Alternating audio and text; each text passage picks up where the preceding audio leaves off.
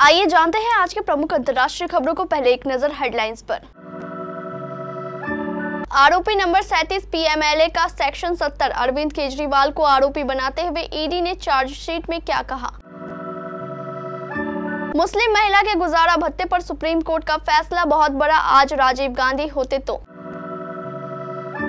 बंगाल में सीबीआई के entry case में ममता सरकार को एससी से राहत। पीएम मोदी को रूस समेत इन 14 देशों ने किया सम्मानित। कश्मीरी मुसलमान डरे हुए हैं, कठुआ में आतंकी हमले पर बोले फारूक अब्दुल्ला। गाजा में कब थमेगा कत्लेआम, हमास को मिटाने चले इजराइल ने फिर स्कूल पर की बमबारी। अमेरिका में नेटो शिखर सम्मेलन शुरू, बाइडेन बोले इस जंग में रूस नहीं यूक्रेन जीतेगा। सोने की कीमतों में इजाफा, चांदी हुई सस्ती। गुरुचरण सिंह मांग रहे हैं काम, 25 दिन तक सन्यासी बनने के बाद अब करना चाहते हैं शादी। और ना लालच ना घमंड, बोर्ड दे रहा था 5 करोड़, राहुल द्रविड़ ने किए साथियों के लिए 2.5 करोड़ कुर्बान। प्रवर्तन निदेशालय ने बुधवार को राउज एवेन्यू कोर्ट में दिल्ली शराब घोटाले में चार्जशीट दाखिल कर दी। ईडी ने चार्जशीट में आम आदमी पार्टी को आरोपी बनाया है। जांच एजेंसी ने अपनी चार्जशीट में अरविंद केजरीवाल की भूमिका को लेकर भी खुलासा किया है। 209 पन्नों की चार्जशीट में अरविंद केजरीवाल को आरोपी नंबर 37 बताया गया है। इसके अलावा ईडी ने हवाला के जरिए पैसे ट्रांसफर होने में चरणप्रीत को आरोपी बताया है, जबकि केजरीवाल और अपराध की आय को हैंडल करने वाले विनोद चौहान के बीच हुए डायरेक्ट मैसेज को सबूत के तौर पर कोर्ट में पेश किया गया है। चार्जशीट में बैंक नोट, सीरियल नंबर और व्हाट्सएप चैट का सिलसिलेवार जिक्र किया गया है। अरविंद केजरीवाल की भूमिका पर ईडी ने चार्जशीट में कहा है कि पीएमएलए के सेक्शन 70 के तहत अरविंद केजरीवाल का आबकारी मामले में रोल है।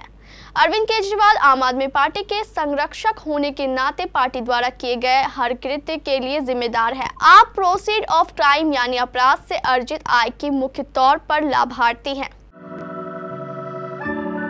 सुप्रीम कोर्ट ने आज पूर्व प्रधानमंत्री राजीव गांधी के कार्यकाल में बने एक बेहद ही विवादित कानून को बड़ा झटका दिया है। देश की सर्वोच्च अदालत ने तलाकशुदा मुस्लिम महिलाओं को भी आपराधिक दंड संहिता की धारा 125 के तहत गुजारा भत्ते की मांग करने का हकदार बताया है। राजीव गांधी सरकार ने शाहबानो केस में सुप्रीम कोर्ट के इसी तरह के आदेश को पलटने के लिए नया कानून बना दिया था। आज सुप्रीम कोर्ट ने मुस्लिम महिला कानून 1986 की सीमाओं को तोड़ते हुए कहा कि महिला चाहे किसी भी धर्म की हो, उसे शादी टूटने पर पति से गुजारा भत्ता मांगने का हक है। शाहबानो नाम की मुस्लिम महिला को जब सुप्रीम कोर्ट ने पति से गुजारा भत्ता लेने का हकदार बताया था, तब मुस्लिम समुदाय के आक्रोश के आगे झुककर तत्कालीन प्रधानमंत्री राजीव गांधी ने संसद से उपर्युक्त कानून पारित करवा दिया था। पश्चिम बंगाल सरकार की सहमति वापस लेने के बावजूद सीबीआई द्वारा राज्य में मामला दायर करने के खिलाफ दाखिल याचिका पर सुप्रीम कोर्ट का फैसला आ गया है। शीर्ष अदालत से ममता बनर्जी सरकार को राहत मिली है। केंद्र सरकार के खिलाफ दाखिल पश्चिम बंगाल सरकार की याचिका को जस्टिस बीआर गवई और जस्टिस संदीप मेहता की बेंच ने सुनवाई योग्य माना है। सुप्रीम कोर्ट ने कहा है कि सीबीआई जांच के लिए राज्य की सहमति लेनी आवश्यक है। कानूनी अधिकार संविधान के संदर्भ में उत्पन्न होना चाहिए और इसमें संघ की शक्ति से प्रतिरक्षा भी शामिल है। अदालत ने 8 मई को दोनों पक्षों की दलीलें सुनने के बाद फैसला सुरक्षित रखा। बता दें कि पश्चिम बंगाल सरकार ने 16 नवंबर 2018 को अपने क्षेत्राधिकार के भीतर जांच के लिए दिल्ली पुलिस विशेष स्थापना डीएसपीई अधिनियम की धारा 6 के तहत सीबीआई को मिली पूर्व सहमति वापस ले ली थी। पश्चिम बंगाल सरकार ने सुप्रीम कोर्ट में याचिका दायर करके कहा था कि केंद्रीय एजेंसी से राज्य द्वारा सहमति वापस लेने के बावजूद सीबीआई कई मामलों में जाँच कर रही है, वो भी बिना हमारी मंजूरी लिए।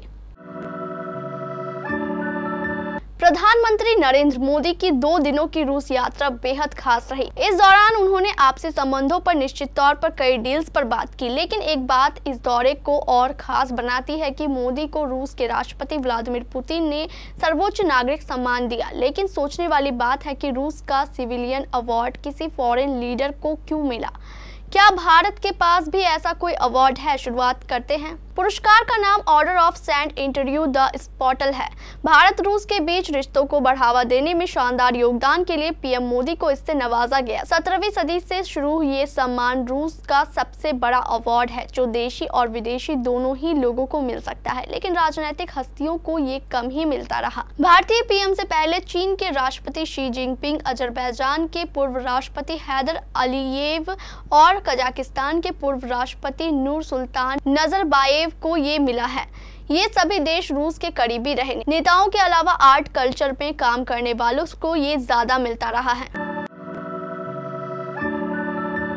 जम्मू कश्मीर के कठुआ जिले में आतंकियों ने एक बार फिर कायराना आतंकी वारदात को अंजाम दिया। घात लगाकर सेना की गाड़ी पर किए गए आतंकी हमले में 5 जवान शहीद हो गए। इस हमले में 5 अन्य जवान जख्मी हो गए। अब इस आतंकी हमले की कड़ी आलोचना की जा रही है। इस घटना पर नेशनल कॉन्फ्रेंस के प्रमुख और जम्मू कश्मीर के पूर्व मुख्यमंत्री फारूक अब्दुल्ला ने कहा कि यह बड़ा मसला है। क्या इसे पाकिस्तान बनाना है? यह हमारी बर्बादी है। कठुआ में हुए कायराना हमले पर फारूक अब्दुल्ला ने कहा कि लोकसभा चुनावों में हमारे प्रधानमंत्री नरेंद्र मोदी ने नफरत की राजनीति की, शायद अब वह बदलेंगे। उन्होंने कहा कि नफरत की बुनियाद पर देश नहीं बनाया जा सकता। आज कश्मीरी मुसलमान डरे हुए हैं। मैंने अपने जीवन में ऐसा कभी नहीं देखा। फारूक अब्दुल्ला ने कहा कि ये हमले इसलिए हो रहे हैं कि पाकिस्तान कहता है कश्मीर का फैसला नहीं हुआ है, लेकिन इसका फैसला हमारी बर्बादी के साथ होगा। इजराइल हमास जंग को करीब 9 महीने हो गए हैं। इस युद्ध में हजारों मौतें हुई हैं, लाखों घर तबाह हो गए हैं और करोड़ों लोग बेघर हो गए हैं। तब भी जंग के आग अभी भी नहीं बुझ रहे हैं। इजराइल ने हमास को खत्म करने की कसम खाई है। हमास को खत्म करने की इस कसम की वजह से बेकसूर फिलिस्तीनी भी मारे जा रहे हैं। इजराइल ने एक बार फिर से गाजा में बमबारी की। दक्षिणी गाजा पट्टी के खान यूनिस शहर में इजराइल ने एक स्कूल को निशाना बनाया और हवाई हमला कर दिया। इस इजरायली हवाई हमले में कम से कम 25 फिलिस्तीनी मारे गए और कुछ अन्य घायल हो गए। दरअसल स्कूल के कैंपस में टेंट लगाकर कुछ लोग सो रहे थे जब इजराइल ने हमला किया। सूत्रों ने समाचार एजेंसी को बताया कि इजरायली विमानों ने मिसाइल से अल अवदा स्कूल के गेट को निशाना बनाया। खान यूनिस के पूर्व आबासन अल खबीरा शहर में सैकड़ों विस्थापित लोग रह रहे हैं। सिन्हुआ समाचार एजेंसी ने बताया कि फिलिस्तीनी कार्यकर्ताओं द्वारा सोशल मीडिया प्लेटफॉर्म फेसबुक पर साझा किए गए वीडियो में दर्जनों शव खून से लथपथ जमीन पर पड़े हुए दिखाई दे रहे थे।